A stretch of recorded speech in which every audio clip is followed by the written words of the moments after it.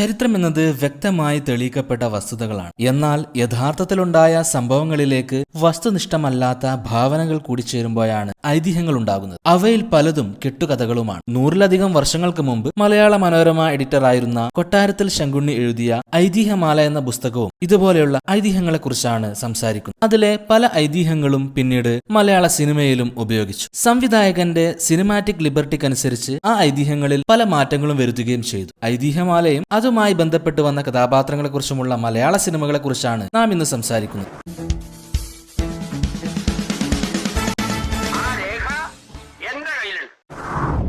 ഐതിഹ്യമാലയിൽ പരാമർശിക്കപ്പെട്ട ഒരു കഥാപാത്രമാണ് കുഞ്ചമൻ പോറ്റി. മഹാമാന്ത്രികനായാണ് ഇദ്ദേഹം അറിയപ്പെടുന്നത്. 1984-ലെ പ്രേം നസീർ ചിത്രമായ കടമറ്റത്തച്ഛൻ എന്ന സിനിമയിൽ ആ കഥാപാത്രത്തെ കാണിക്കുന്നുണ്ട്. കുഞ്ചമൻ പോറ്റിയുടെ കൂടെ വരാൻ താൻ ഭയപ്പെടുകേ. യക്ഷിയെയും ചാത്തന്മാരെയും തളക്കുന്നതും കടമറ്റത്തച്ഛനുമായി തന്റെ മാന്ത്രിക വിദ്യകൾ പരീക്ഷിക്കുന്നതുമായ കുഞ്ചമൻ പോറ്റിയെയാണ് ആ സിനിമയിൽ കാണിക്കുന്നത്. ഹരി എന്ന അഭിനേതാവായിരുന്നു ആ കഥാപാത്രത്തെ സിനിമയിൽ അവതരിപ്പിച്ചത്. കുഞ്ചമൻ പോറ്റിയുടെ കഥ പറയുന്ന മറ്റൊരു ചിത്രമാണ് ഭ്രമയുഗം. മമ്മൂട്ടിയാണ് ആ കഥാപാത്രത്തെ അവതരിപ്പിക്കുന്നതും. കുഞ്ചമൻ മനയും കുഞ്ചമൻ പോറ്റിയും യഥാർത്ഥത്തിലുണ്ടായ വ്യക്തികളും സ്ഥലങ്ങളുമാണ്. ആ കുടുംബം ഇടപെട്ടതിനെ തുടർന്നാണ് മമ്മൂട്ടിയുടെ കഥാപാത്രത്തിന്റെ പേര് കുഞ്ചമൻ പോറ്റിയിൽ നിന്നും കൊടുമൻ പോറ്റി എന്നാക്കി മാറ്റേണ്ടി വന്നത്. പഴയ സിനിമയിൽ പക്ഷേ യഥാർത്ഥത്തിലുള്ള പേര് തന്നെ ഉപയോഗിച്ചിരുന്നു. ഐതിഹ്യമാലയിലെ ആ കഥാപാത്രത്തിന്റെ പേര് ഉപയോഗിച്ചാണെങ്കിലും വ്യത്യസ്തമായൊരു കഥയാണ് ചിത്രം പറയുന്നത്. എന്റെ മനക്കിലേക്ക് സ്വാഗതം. മികച്ച രീതിയിൽ എടുത്തിരിക്കുന്ന ഒരു ഡാർക്ക് ഫാന്റസി ഹൊറർ ത്രില്ലറാണ് ഭ്രമയുഗം എന്ന ചിത്രം. പോറ്റിയുടെ ചാത്തന്മാരും യക്ഷികളുമെല്ലാം തന്നെ ആ സിനിമയിലും വരുന്നുണ്ട്. ഈ ഒരു കഥാപാത്രത്തെ TV സീരിയലുകളിലും കാണിച്ചിട്ടുണ്ട്. ഏഷ്യാനെറ്റിലെ കടമറ്റത്ത് കത്തനാർ എന്ന സീരിയലിൽ ആ കഥാപാത്രം വന്നിരുന്നു. പ്രേം നസീർ സിനിമയിൽ കാണിച്ച അതേ കാര്യങ്ങളാണ് സീരിയലിലും കാണിച്ചത്. മഹാമാന്ത്രികനായ കുലമന മഠത്തിൽ പോറ്റി. പക്ഷെ അതിലും പേര് മാറ്റിക്കൊണ്ടാണ് കഥാപാത്രത്തെ സൂചിപ്പിക്കുന്നത്. കുലമന മഠത്തിൽ പോറ്റി എന്നാണ് അതിൽ പേര് ഉപയോഗിച്ചത്. 2012-ൽ അഭിറാം സുരേഷ് ഉണ്ണിത്താൻ സംവിധാനം ചെയ്ത ചിത്രമാണ് യക്ഷി ഫെയ്ത്ത്ഫുള്ളി യുവേഴ്സ്. ചിത്രത്തിലെ പ്രധാന കഥാപാത്രങ്ങളെല്ലാം തന്നെ ഐതിഹ്യമാലയിൽ നിന്നും ഇൻസ്പയർ ചെയ്തുകൊണ്ടാണ് രൂപകൽപ്പന ചെയ്തിരിക്കുന്നത്. നിന്റെ അമ്മാവന് മാത്രമല്ല അപേക്ഷയുടെ സ്വരമാണ് കേൾക്കേണ്ടതെങ്കിൽ ഞാനും കൂടാം. നാഗയക്ഷി എന്ന ഐതിഹ്യമാണ് ചിത്രത്തിന് വേണ്ടി ഉപയോഗിച്ചിരിക്കുന്നത്. ഐതിഹ്യമാലയിലെ മറ്റൊരു സെഗ്മെന്റ് ആണ് പറയിപ്പെറ്റ പന്തിരികുലം. വരരുചി, പഞ്ചമി എന്നിവർക്കുണ്ടായ 12 മക്കളുടെ കഥയാണ് ആ സെഗ്മെന്റ് പറയുന്നത്. 1990-ൽ MT വാസുദേവൻ നായർ എഴുതി അജയൻ സംവിധാനം ചെയ്ത ചിത്രമാണ് പെരുംതച്ചൻ. പന്തിരികുലത്തിലെ 11-മനായ പെരുംതച്ചന്റെ കഥയാണ് ചിത്രം പറയുന്നത്. ആ കഥാപാത്രത്തെ അവതരിപ്പിച്ചത് ശ്രീ തിലകനായിരുന്നു. ശൂദ്ര സ്ത്രീയെ, പറച്ചിയെ ഒക്കെ തമ്പുരാക്കന്മാർക്ക് ഉപയോഗിക്കാം. സന്തതി ഉണ്ടായാൽ വാകീറിയ ദൈവം ഇര കൊടുക്കുമെന്ന് തത്വം പറഞ്ഞ് കളയണമെന്നല്ലേ ഉള്ളൂ. പറയിപ്പെറ്റ പന്തിരികുലം എന്ന പേരിൽ സൂര്യ TVയിൽ ഒരു സീരിയൽ ഉണ്ടായിരുന്നു. ആ സീരിയലിൽ നാരായണത്ത് ഭ്രാന്തന്റെ കഥയാണ് ഫോക്കസ് ചെയ്തത്. ഐതിഹ്യമാലയിലെ പ്രശസ്തനായ ഒരു കഥാപാത്രമാണ് കടമറ്റത്ത് കത്തനാർ. സൂപ്പർ നാച്ചുറൽ പവേഴ്സ് ഉള്ള ഒരു പ്രീസ്റ്റ് ആയിരുന്നു കടമറ്റത്ത് കത്തനാർ. മലയാളികൾക്കിടയിൽ ആ കഥാപാത്രം ഏറെ പ്രശസ്തനായത് 2004 മുതൽ 2005 വരെ ഏഷ്യാനെറ്റ് ടെലികാസ്റ്റ് ചെയ്ത കടമറ്റത്ത് കത്തനാർ എന്ന TV സീരിയലിലൂടെയായിരുന്നു.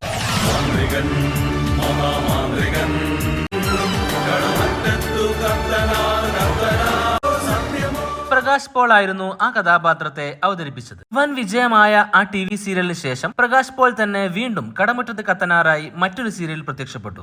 ജയ്ഹിന്ദ് TV സംപ്രേഷണം ചെയ്ത കത്തനാർ കടമറ്റത്ത് കത്തനാർ എന്ന സീരിയലിലൂടെ.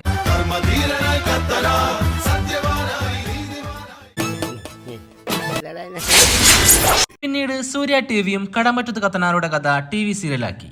കടമറ്റത്തച്ഛൻ എന്ന പേരിൽ പുറത്തിറങ്ങിയ ആ സീരിയലിലും കത്തനാറുടെ കഥാപാത്രത്തെ അവതരിപ്പിച്ചത് പ്രകാശ് പോൾ തന്നെയായിരുന്നു.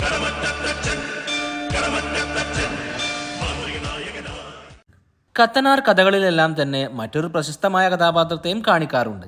കളിയങ്കാട്ടു നീലി എന്ന കഥാപാത്രം. എന്ത് നന്മയാണ് നിന്നിലുള്ളത്? എന്നിലും നന്മയും സ്നേഹവും ഉണ്ടായിരുന്നു.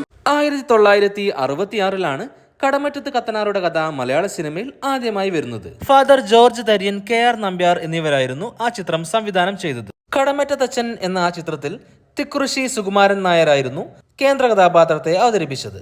1984-ൽ കത്തനാറുടെ കഥ പറഞ്ഞ മറ്റൊരു ചിത്രം പുറത്തിറങ്ങി. പ്രേം നസീർ ആയിരുന്നു കേന്ദ്ര കഥാപാത്രത്തെ അവതരിപ്പിച്ചത്.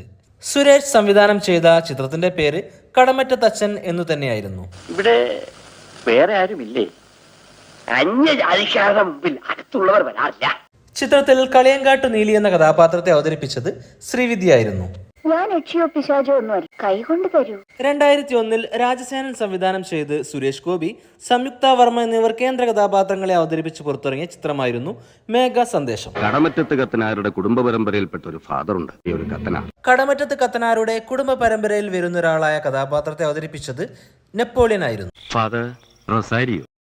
കത്തനാരുടെ കഥ പറയുന്ന 2 മലയാള സിനിമകൾ കൂടി ഇന്ന് റിലീസ് ആവാനുണ്ട്. ഗോകുലം ഗോപാലൻ നിർമ്മിച്ച് റോജിൻ തോമസ് സംവിധാനം ചെയ്ത് ജയസൂര്യ കടമറ്റത്ത് കത്തനാറായി അഭിനയിക്കുന്ന കത്തനാർ ദ വൈൽഡ് സോസറർ എന്ന സിനിമ. ഇതുവരെ കണ്ട സിനിമകളിൽ നിന്നും വ്യത്യസ്തമായിരിക്കും ആ കഥാപാത്രം. നന്മയുടെ പ്രതീകം എന്നതിന് പകരം ഒരു കാട്ടുമന്ത്രവാദിയായ കത്തനാരെയാണ് ആ സിനിമയിൽ കാണിക്കുന്നത്. 3Dയിൽ ഒരുങ്ങുന്ന ഒരു ബിഗ് ബജറ്റ് ചിത്രമാണത്. 3Dയിൽ തന്നെ മറ്റൊരു കത്തനാർ സിനിമയും ഇനി മലയാളത്തിൽ വരാനിരിക്കുന്നുണ്ട്. കത്തനാർ എന്ന കഥാപാത്രത്തെ ബാബു ആന്റണി അവതരിപ്പിച്ചുകൊണ്ട് TS സുരേഷ് കുമാർ സംവിധാനം ചെയ്യുന്ന ചിത്രം.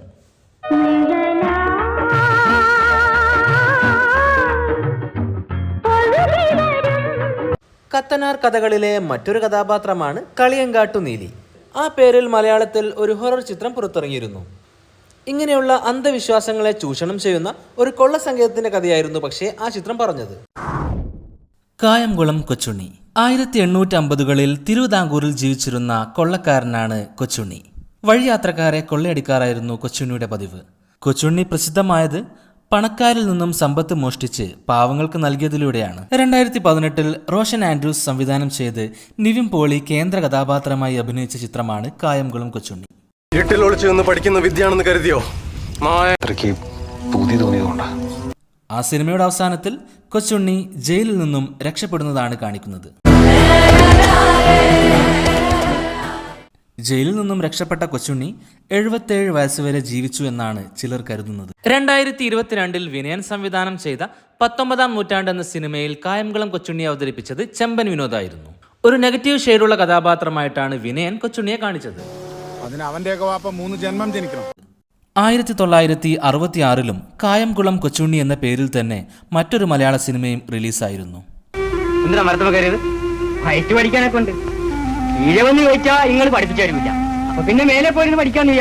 സത്യനായിരുന്നു കൊച്ചുണ്ണിയുടെ കഥാപാത്രത്തെ അവതരിപ്പിച്ചത്. അമ്മേ, നിങ്ങൾ പേടിക്കണ കായംകുളം കൊച്ചുണ്ണി ഈ ഞമ്മളാണ്. ആ സിനിമയിൽ ഖാദർ എന്ന കഥാപാത്രത്തെ അവതരിപ്പിച്ചത് ഗായകൻ യേശുദാസ് ആയിരുന്നു. ആ സിനിമയുടെ അവസാനം കൊച്ചുണ്ണിയെ ജയിലിലേക്ക് പിടിച്ചുകൊണ്ടുപോകുന്നതും ശേഷം കൊച്ചുണ്ണിയുടെ വസ്തുക്കൾക്ക് മുമ്പിലിരുന്നു കൊണ്ട് പ്രാർത്ഥിക്കുന്ന കുടുംബക്കാരെയും കാണിച്ചുകൊണ്ടാണ് അവസാനിക്കുന്നത്. ആ സിനിമയ്ക്ക് പിന്നീട് 2ാം ഭാഗം ഇറങ്ങി. കായംകുളം കൊച്ചുണ്ണിയുടെ മകൻ എന്നായിരുന്നു ആ സിനിമയുടെ പേര്. ആ സിനിമയുടെ ആദ്യത്തിൽ കായംകുളം കൊച്ചുണ്ണിയെ അന്ന് തന്നെ തൂക്കിക്കൊന്നതായി കാണിക്കുന്നുണ്ട്. കൊലക്കാരന്റെ തുമ്പിൽ ആ ജീവിതം നിശ്ചലമായി. 1976 റിലീസ് ചെയ്ത ആ സിനിമയിൽ പ്രേം നസീർ ആയിരുന്നു കൊച്ചുണ്ണിയുടെ മകന്റെ കഥാപാത്രത്തെ അവതരിപ്പിച്ചത്. നീ ആരാണെന്നറിയാവോ? കണ്ടാ കൊന്നുകളിൽ നിന്ന് പേടിപ്പെടുത്തി വേണ്ടിയെല്ലാം മുന്നിൽ പുല്ലുപോലെ ചെന്ന് നിന്ന കൊച്ചുണ്ണിയുടെ മരുമകളാണ് നീ.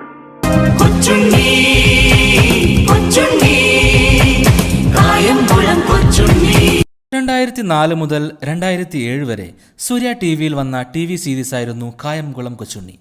സീരീസിന്റെ ആദ്യ ഭാഗങ്ങളിൽ കൊച്ചുണ്ണിയുടെ കഥാപാത്രത്തെ അവതരിപ്പിച്ചത് മണിക്കുട്ടനായിരുന്നു.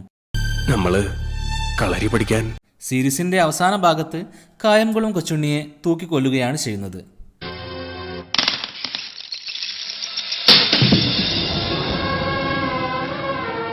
പിന്നീട് സൂര്യ TVയിൽ 2016-17 കാലഘട്ടങ്ങളിൽ കായംകുളം കൊച്ചുണ്ണിയുടെ മകൻ എന്ന പേരിലും ഒരു TV സീരീസ് വരികയുണ്ടായി. എപ്പോഴായിരുന്നു കൊച്ചുണ്ണിയുടെ മരണമെന്നും എങ്ങനെയായിരുന്നു മരണമെന്നും വ്യക്തതയില്ല. അതുകൊണ്ട് തന്നെ പലരും പല രീതിയിലാണ് സിനിമയിലും സീരീസിലും കാണിച്ചിരിക്കുന്നത്. സിനിമകൾക്കും സീരീസുകൾക്കും പുറമെ അമർ ചിത്രകഥാ കോമിക്സുകളിലും മറ്റു നോവലുകളിലും കായംകുളം കൊച്ചുണ്ണിയെക്കുറിച്ച് പ്രതിപാദിക്കുന്നുണ്ട്. ഇത്തിക്കര പക്കി. കൊച്ചുണ്ണിയെ പോലെയുള്ള മറ്റൊരു കൊള്ളക്കാരനാണ് ഇത്തിക്കര പക്കി. യഥാർത്ഥ പേര് മുഹമ്മദ് അബ്ദുൽ ഖാദർ എന്നായിരുന്നു. പക്ഷികളെപ്പോലെ പിടിയിൽ നിന്നും രക്ഷപ്പെടുന്നത് കൊണ്ടാണ് പക്കി എന്ന് വിളിക്കുന്നത്. ഇത്തിക്കര എന്ന ഗ്രാമമായിരുന്നു പക്കിയുടെ പ്രധാന പ്രവർത്തന മേഖല. 2018 കായംകുളം കൊച്ചുണ്ണി എന്ന സിനിമയിൽ ശ്രീ മോഹൻലാൽ ആയിരുന്നു ഇത്തിക്കര പക്കിയുടെ കഥാപാത്രത്തെ അവതരിപ്പിച്ചത്.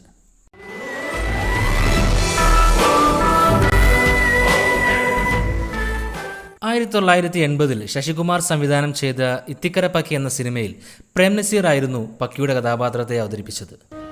ഞമ്മളെ അന്ന് അടിമയായിട്ട് പിടിച്ചോണ്ട് പോയപ്പോ ഉമ്മ കാലിച്ചാടി.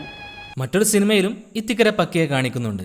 1979 റിലീസ് ചെയ്ത വെള്ളായണി പരമു എന്ന സിനിമയിൽ MG സോമനായിരുന്നു പക്കിയുടെ കഥാപാത്രത്തെ അവതരിപ്പിച്ചത്. പാപ്പ മയ്യത്തായപ്പോ 8 വയസ്സുള്ള ഞമ്മളെ ആലപ്പുഴ വെച്ച് അടിമയാക്കി ഞമ്മളെ വള്ളത്തിൽ കെട്ടി കൊണ്ടുവന്ന് വയ്ക്കുക ഞമ്മളെടുത്ത് കായലിൽ ചാടി മുങ്ങാങ്കുഴി ഇട്ട് രക്ഷപ്പെട്ടു. 45-ാം വയസ്സിൽ ഇത്തിക്കര പക്കി ക്യാൻസർ ബാധിച്ചു മരണപ്പെട്ടു എന്നാണ് കരുതപ്പെടുന്നത്. ഒരിക്കലും തന്നെ ഇത്തിക്കര പക്കിയെ പോലീസ് പിടികൂടിയിട്ടുമില്ല. കളവുകളിൽ കൊച്ചുണ്ണിയോടൊപ്പം കൂട്ടുനിൽക്കുന്ന പക്കിയെ കാണിക്കാൻ തുടങ്ങിയത് സൂര്യ ടിവിയിലെ സീരീസിലാണ്. ഇത്തിക്കര ഓത്തു പഠിപ്പിക്കുന്നു നീ വേണ്ട എന്താന്ന് ഞമ്മക്കറിയാം. പഠിപ്പിക്കാമെന്ന ചങ്കെടുക്കും ഞാൻ. 2020 സൂര്യ TV ഇത്തിക്കര പക്കി എന്ന പേരിൽ തന്നെ മറ്റൊരു TV സീരീസും സംപ്രേഷണം ചെയ്തിരുന്നു. ഞാനാണ് രാജാവ് പക്കി, ഇത്തിക്കര പക്കി. മുളമൂട്ടിൽ അടിമ. 1985 PK ജോസഫ് സംവിധാനം ചെയ്ത മുളമൂട്ടിൽ അടിമ എന്ന സിനിമയിൽ ശ്രീ മോഹൻലാൽ ആണ് ആ കഥാപാത്രത്തെ അവതരിപ്പിച്ചത്. അടിമക്കണ്ണ് പോകുന്നത് എവിടേക്കാണെന്ന് പറഞ്ഞിട്ട് വേണം പോവാൻ. ഞമ്മള് തടവ് ചാടിയത് ഉമ്മായും ബാപ്പായും കൂടപ്പറപ്പിനെല്ലാം കണ്ടുപിടിക്കാനാണ്. 1980 പ്രേം നസീർ ചിത്രം ഇത്തിക്കര പക്കിയിൽ പക്കിയെ ചെറുപ്പത്തിൽ രക്ഷിക്കുന്ന കൂട്ടുകാരനായി മുളമൂട്ടിൽ അടിമ എന്ന കഥാപാത്രമുണ്ട്. ആ കഥാപാത്രത്തെ അവതരിപ്പിച്ചത് ശ്രീ ജയനായിരുന്നു. നീ ഇനി നമ്മളെ വെച്ച് പണം സമ്പാദിക്കാമെന്ന് വിചാരിക്കണ്ട. ഞങ്ങൾ ഇന്നും അടിമകളല്ല. നീ അടിമക്കണ്ടല്ലേ? അതേടാ, നമ്മൾ പക്കിയാണ്. പണ്ട് നീ കെട്ടയച്ചു വിട്ട പക്കി. സൂര്യ ടിവിയിലെ കൊച്ചുണ്ണി സീരീസിലും മുളമൂട്ടിൽ അടിമയെ കാണിക്കുന്നുണ്ട്. അടിമപ്പാളയത്തിലേക്ക് മുദ്രകുത്തി ഇത്തിക്കര ആറ്റിലൂടെ കടത്തിക്കൊണ്ടു പോകുമ്പോ ജംബുലിംഗം നാടാർ. തിരുവിതാംകൂർ മദ്രാസ് അതിർത്തി പ്രദേശത്തുണ്ടായിരുന്ന ഒരു കൊള്ളക്കാരനാണ് ജംബുലിംഗം. ജംബുലിംഗവും അനീതിക്കെതിരെ പോരാടിയ ഒരു കൊള്ളക്കാരനായിരുന്നു. 1982 റിലീസ് ചെയ്ത ജംബുലിംഗം എന്ന സിനിമയിൽ ഈ കഥാപാത്രത്തെ അവതരിപ്പിച്ചത് പ്രേം നസീറാണ്. തമിഴ് ഐതിഹ്യങ്ങളിലും ജംബുലിംഗത്തെക്കുറിച്ച് പ്രതിപാദിക്കുന്നുണ്ട്. പോലീസ് പിടിയിൽ അകപ്പെടുമെന്ന് കണ്ടപ്പോൾ ജംബുലിംഗം സ്വയം വെടിവെച്ച് മരിക്കുന്നതായിട്ടാണ് ആ സിനിമയിൽ കാണിച്ചത്.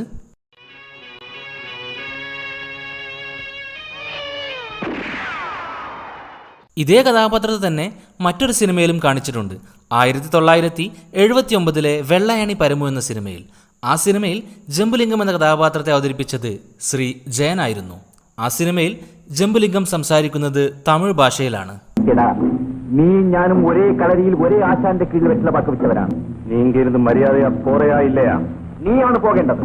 എൻ ഉയരെ പോനാലും ഇന്ത ഇടത്തിലിരുന്ന് നാം പോമാട്ടെ. വെള്ളായണി പരമു ഇത്തിക്കര പക്കിയുടെയും ജംബുലിംഗത്തിൻ്റെയും കൂടെ കാണിച്ച മറ്റൊരു കൊള്ളക്കാരനാണ് വെള്ളായണി പരമു. ആ കഥാപാത്രത്തെ 1979 സിനിമയിൽ അവതരിപ്പിച്ചത് പ്രേം നസീർ ആയിരുന്നു. ഐതിഹ്യങ്ങളിലെ ഈ 5 കഥാപാത്രത്തെയും പല മലയാള സിനിമകളിലായി കാണിച്ചിട്ടുണ്ട്. ഏറ്റവും പുതിയ കൊച്ചുണ്ണി സിനിമയിലേതുപോലെ തന്നെ ഈ കഥാപാത്രങ്ങൾ മലയാള സിനിമയിൽ വീണ്ടും വരുമെന്ന് പ്രതീക്ഷിക്കാം. ഐതിഹ്യങ്ങളെ ആസ്പദമാക്കി ഉണ്ടാക്കിയ മലയാള സിനിമകളെക്കുറിച്ച് നിങ്ങൾക്കറിയാമെങ്കിൽ അവ കമന്റ് ചെയ്യുമല്ലോ. കൂടുതൽ രസകരമായ സിനിമാ വിശേഷങ്ങളുമായി വരാം. പീസ്.